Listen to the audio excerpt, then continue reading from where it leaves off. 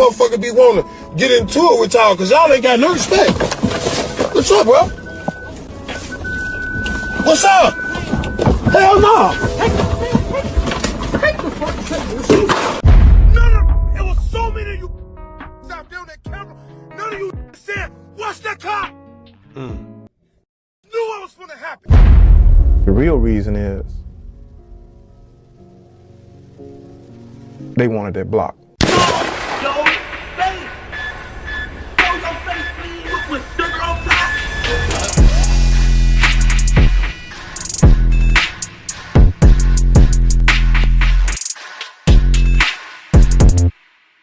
Alright, now do y'all remember the situation that transpired on Facebook Live where a Chicago man was shot and unalive for the world to see?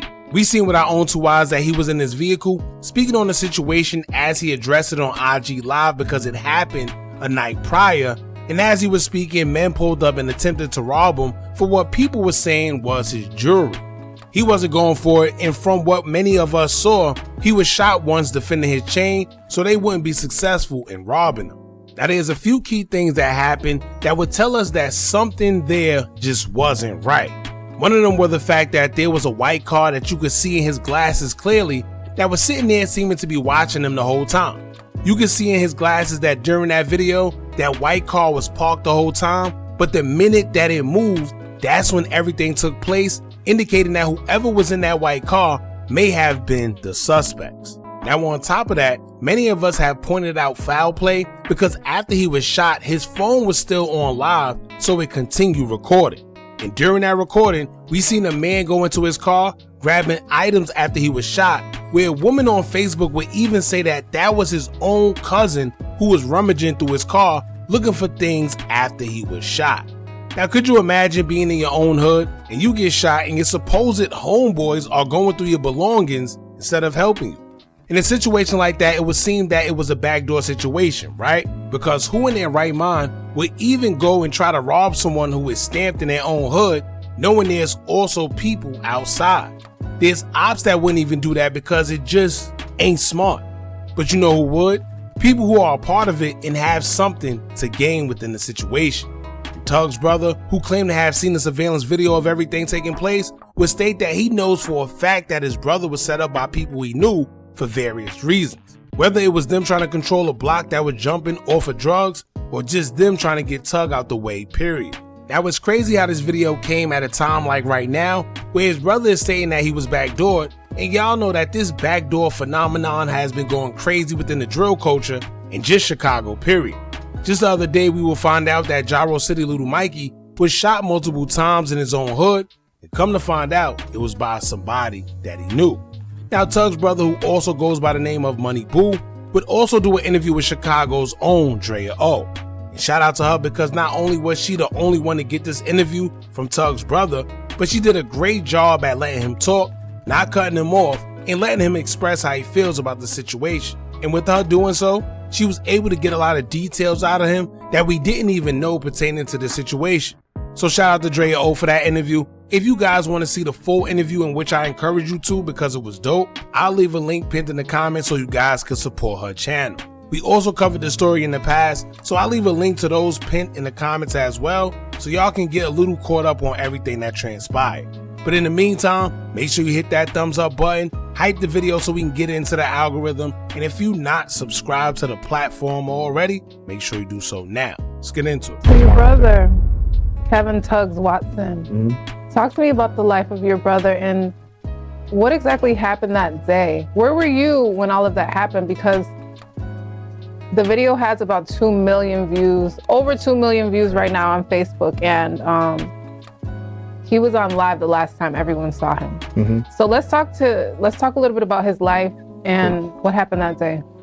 And ironically, right, if you watch the video, you know how crazy it is that while he was talking, the last thing he said on live is, y'all got no respect. The motherfucker be wanting to get into it with y'all because y'all ain't got no respect.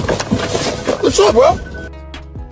And then suddenly the suspects came and that's when everything took place. But just to know that the last thing he said to the world was, y'all got no respect, and then this happened, crazy. So that day, I went to an event. And I met him out. When I got done with the event, I seen him because I was gonna keep going. Because I normally ride down just to hit the horn and say what's up to him, because I don't really like to stop over in that area and really show my face. So I seen him, I got out. I had both of my kids with me at the time. My son and my daughter. When I pull up, he picks my girl up, throw her in the air. She needed to use the bathroom, but they wouldn't let us use, the gas station wouldn't let her use the bathroom. So I was like, damn, I'm gonna spend all this money in the damn community, you can't even use the bathroom. So we had to go to a store. Next door was no problem, no issues. That day, me and him was walking and we was joking.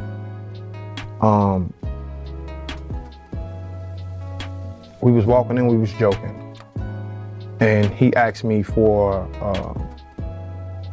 give him some money because he didn't want to go home because he wanted to purchase some wheels for his old school. And I'm joking with him. I'm like, man, I ain't got nothing in my pocket. So I probably got about $1,900, $2,000. He's like, all right, give me that. I'm like, hell no. Like, no, because your ass gonna want to give me money back. Like, you know, that's how little brothers is. So, when I handed him that money, that was the last time that I seen him. When I handed him that money, the last vision I got of him was when I was pulling off. My sister was pulling up. And my other sister was pulling up. I said, y'all, I gotta go. I gotta drop Bryce off to practice so he don't get in trouble with the coach. So basically, if y'all pay attention, he said one sister pulled up, the other one pulled up, and he was leaving. So it's kind of crazy when you really think about it, because it seemed like the whole family, or, you know, a small portion, seen him right before his demise. Both of his sisters seen him, his brother seen him. It's almost like the world was telling them that something was about to happen to him, and they wanted them to see him for the last time. Crazy. My brother was sitting on a crate up against the wall. He was twirling some dice. I said, all right, I'll be back in a few hours. It took me about an hour, 10 minutes, hour, 15 minutes to get home. I get a call.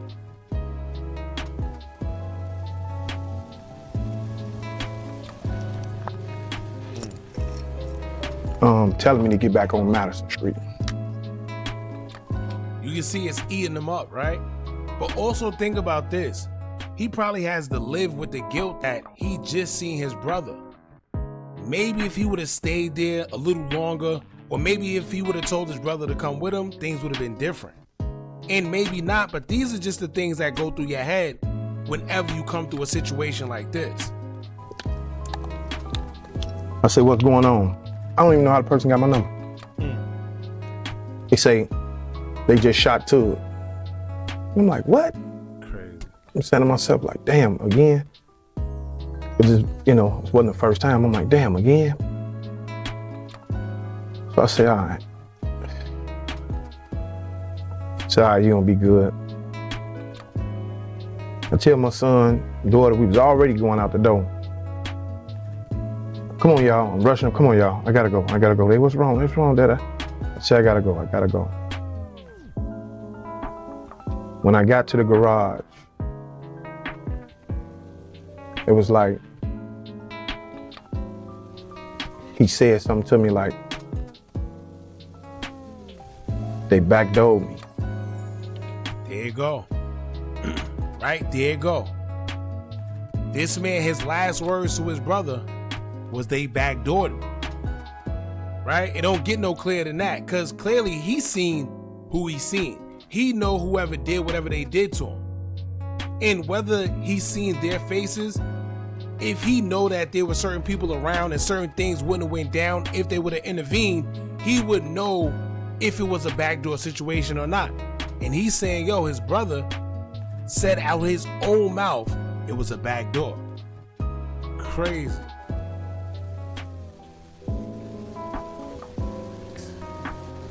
And the crazy thing is, them same words, they backdoored me. It's the same words. When he got shot, he said, with my cousin that worked in the liquor store, went to try to help. I don't know what the was. So he said it twice. Them same exact words. And I thought I was tweaking. But he wasn't no gangster. He wasn't no harmful person. He was a chill dude. All he wanted was some money. His ultimate goal was get him some money, take care of his son Juju. And, you know, he liked women, you know what I mean? I mean, can't knock a man for, you know, that's it, you know, so. But that disturbing call really changed everything for me. But what more so hurt me was the lies. There you go. The lies hurt me because people told me they wasn't around. But the whole time, they was around. I asked questions that night. After we left the hospital, I went, of course, I asked questions. People told me they wasn't around. Then I see a video, the same people telling me that they're not around, they was around. So now, in my mind, I'm thinking, what the fuck is your purpose for lying to me? Exactly. If you didn't have nothing to do with nothing, why would you lie? Right? Why would you say that you wasn't there if you was there? You either had something to do with it or you feel bad for being there and not doing what you know you should have been doing for a quote unquote friend. But like he said, if I ask you what happened or if I ask you if you was there and you say no, then I see a video and it shows that you was there, why would you lie? And it's kind of silly because of course they was going to do investigations. Of course, if they were by a gas station like he said, you know for sure there's surveillance cameras. Or if there's any stores or businesses around, you know that there was cameras somewhere in the area. So why would you lie about not being there when you know I'm gonna find out that you was there? Which will prompt me to believe that you either had something to do with it or you feel guilty about something. Why lie about it? If you ain't got nothing to hide, why lie about it? So, and remind you, going back to when I handed him that money, it was people that seen me hand him money. He had already told me he had about $3,500 in his pocket. He just didn't want to go home. And he didn't feel like arguing or whatever. He didn't feel like arguing with the significant other, whatever. He already had money in his pocket. So I gave him $2,000. It's about $3,500 he got in his pocket, and people see this. You know, they know, because his pocket's always bulging out. So. See, but that's crazy too. Yeah, what he just said, his pockets is always bulging out. So it's a gift and a curse because yeah, you're probably doing it for your own reasons, but while you're doing it, people are watching. People are prying. There's people around you that are hungry. And it's crazy. You could be feeding them, you can be helping them, you could be doing whatever. But a lot of times there's always at least one or two people that feel like they want more, that feel like they should have what you have. And in return, things like this happen. But also, if you pay attention, he said he gave him that money. Just to think, right? What if he would have never gave him that money and the man actually went home? He wouldn't have been in that position for the guys to catch him. You ever think about things like that? And maybe he feel like that too. Like if I would have never gave him that money, he probably would have went on home and just that quick, that would have threw off everything. And maybe he would still be with us today. When he got shot, I seen people faking like they was trying to help. They really wasn't. Instead of putting pressure on his wound, they was going in his pockets. Crazy. They went in his pockets, flipped his pockets inside out. He on the ground struggling to breathe. And the first thing I think is to do is go in his pockets.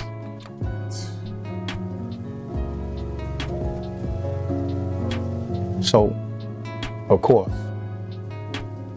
I feel some type of way. I felt some type of way. And I still feel some type of way. Now the fact that people went in his pockets when he was down, that just goes to show you right then and there. It was a lot going on. That wasn't just a one-man planned event. They knew what they was doing. And these so-called friends that were supposed to help him, instead of helping, they was acting like they was helping, but in reality, they was sitting there trying to go through this man's pockets. Keep in mind, there's a video of someone going through his car after the shots went off. So you know he's not lying. So that just goes to show either they had something to do with it, or even if they didn't have something to do with it, they went out foul either way.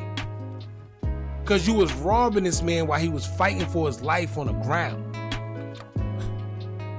Because for somebody to say, I know if I'm in a situation like that, you know what I'm doing?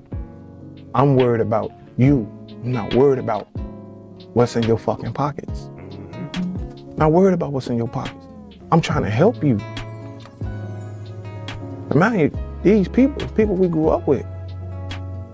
This ain't no strangers. And I watched that video 1,000 times. Because I didn't get a chance to, I wasn't watching his live when he was on it. Because I was getting the kids ready. But after that shit happened, I watched that video 1,000 times. And I seen so much that was wrong. That area where he's from, nobody had the balls to come up there and pull a stunt like that without help. That's why I knew. It's like he told me, he got backdoored. And he also knew his killer. I realized that from the video too. He knew his killer. I wish he could reveal it. I wish he could reveal it. Because it's the thing. What made me realize he knew his killer, when he looked up, his lip was trembling at first. Somebody said, give me the chain. His lip was trembling. He recognized who it was. Hell no! He said, hell no. Got out the car and went to whoop him. They knew they was gonna have to use a gun because he kind of big. And he will beat your ass. That's what, that's what he known for. He will whoop you. So I can understand, but what they did, they tried to make it seem like that shit was about a chain. It wasn't about no fucking chain. I want the world to know that. That shit wasn't about no fucking chain. That was an overlay for the underbelly. Send somebody to try to rob him, make it look like chain wool, call them up for some weed, whatever. Boom, we gonna bust him. Move, woo, woo, woo. They succeeded. Now, if y'all didn't see the video, right, I encourage y'all to go see the links that we put in the comments so y'all can get caught up on certain things that he's talking about. Now, before he went live, or no, while he was on live, before the robbers or whoever came, somebody actually brought what it seems or what it appeared to be marijuana from Tugg. Hold on.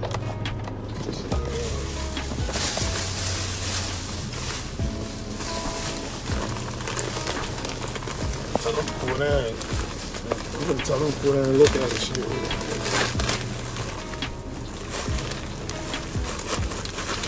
10 minutes. I'm doing here.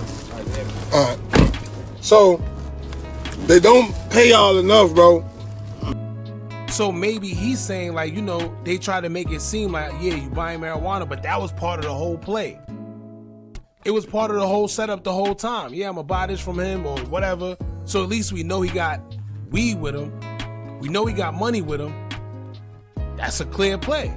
He got two things we need, marijuana and money. And we know that he got it because this person just bought from him right here, and we know he got money on him. Congratulations. They succeeded.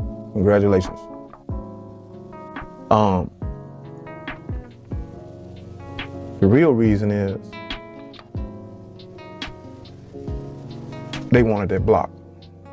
Certain people wanted that block. And you did all that and still didn't get the block. Now, I'm gonna be honest. I was hurt and I was upset in that whole situation. I went on live and I said some things, but I never said I was gonna hurt nobody.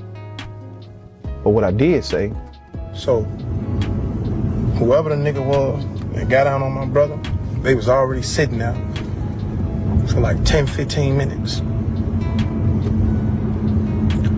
Since when do a pull up there and sit for 10 minutes with tinted windows and don't nobody wash their car? Right. Since when? Motherfucker pull up with tinted windows and don't nobody wash the car. Since when? Anytime ever been somewhere and you know going on, like, wash that car. It was so many of you out there on that camera. None of you niggas said, wash that car. You niggas knew what was gonna happen. And y'all waited. Y'all waited. I watched the video. I don't need no more proof. You niggas waited. Don't nobody be over there. We're gonna make that a memorial for him. That's no longer a block that nobody should be hustling on, trying to stand on. Go get your job. That's over with. And I meant what I said. I meant what I said. The City of Chicago Police Department, Watch this. they're not helping. I haven't heard nothing since he passed away. They still got his jewelry, his phone. Won't even give it to my family. My sister tried to go get the stuff, his belongings. They still saying they're using it for investigation. Crazy. I don't even want them to investigate, because at the end of the day, I get it.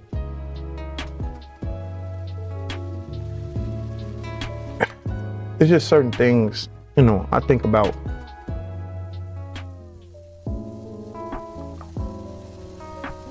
Police officers. Not all police officers bad, but I noticed the officer when I was at the hospital, when they pulled us in the room to let us know that he had passed.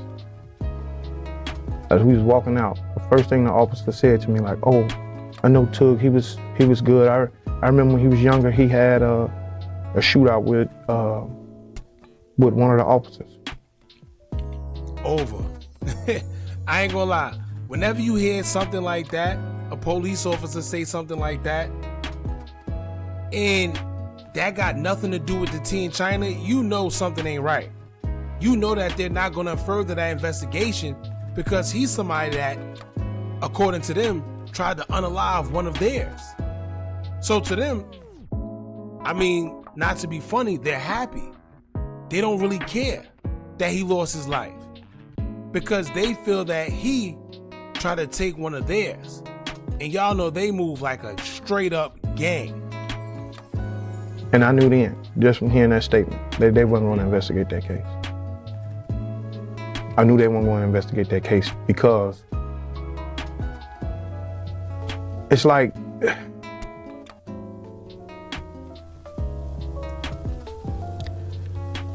I look at the police as a gang. You know what I mean? Only difference about their gang is they stick together. No matter what area they from, they stick together. They one gang. You know, just my opinion. Okay. When that officer said that, I knew then wasn't nothing gonna happen. I felt it, because why would you bring up something that happened when he was a kid? And that whole situation, like, you know, even when he was a kid, you know, he got locked up for it. He got locked up when he was 12 years old. He came back out when he was like 26, 27. Damn. He was gone his whole childhood. Over the situation, because an officer kept messing with them. And I was there, like the officer would pull up and throw water on them, you know. They be going back and forth, and then the officer gets serious, and then he tell him, I'm gonna kill you, so he don't know what you know. So they had maybe he was young though, you know, he was young, you know. All right, we gonna end it there, y'all. If you want to see the whole interview, like I said, I'm gonna leave it pinned in the comments so y'all could go check out Dre's old channel. Once again, she did a good job at covering this. This was a great interview, and she allowed him to talk and properly express himself with how he felt about his brother losing his life. Now, as you see, he just said, the man did about 14 years in prison over attempting to shoot a police officer, right? So right then and there, once that officer said that he did that and he brought that up, knowing this man just lost his life, and that's the first thing you brought up, what you thought, right? You know they was holding that against him, and they really don't care because to them, you tried to take one of theirs. But like he said, he did this. But like he said, he did his time. But as y'all know, when it comes to a situation like that, you automatically make yourself a target, right? You automatically make yourself a target with them people. And at that point, it just is what it is. So y'all jump in the comments. Let me know what y'all think about this. How do y'all feel about this part of the story that y'all hearing? That this man was in fact backdoor. Before it was a situation where nobody really knew, but his own brother is coming out that he know for a fact his brother was backdoored, and his brother even said it as his last words to him. Alright? Y'all jump in the comments, let me know what y'all think about this. Don't forget to like, comment, share, and subscribe. Hit that bell so you're notified every time we drop new content. And remember, as long as you keep on watching, I'ma keep on dropping. I'm out. Are you tired of a bunch of social media gurus promising you results with their course, but all they do is take a bunch of information off YouTube and Google, then sell it to you? Well, look no further. Our YouTube Tips and Tricks Masterclass course comes equipped with SEO tips and tricks, along with methods we use to growth hack our YouTube channel. It also includes step-by-step ways to publish your video before uploading to guarantee a great SEO score, therefore your videos can rank and be shown to a bigger audience. Views and subscribers don't come by luck, and just how YouTube have an algorithm, you should have one as well that can guarantee you results. We doing websites and softwares we personally use to generate money creating Faces YouTube channels. If you also would like to skip the process and just buy other pre-built accounts, whether it's Instagram, YouTube, or Facebook, we also threw that in there for you too. We went through trial and error, so you don't have to. Click the link in the description or the comments and get started today.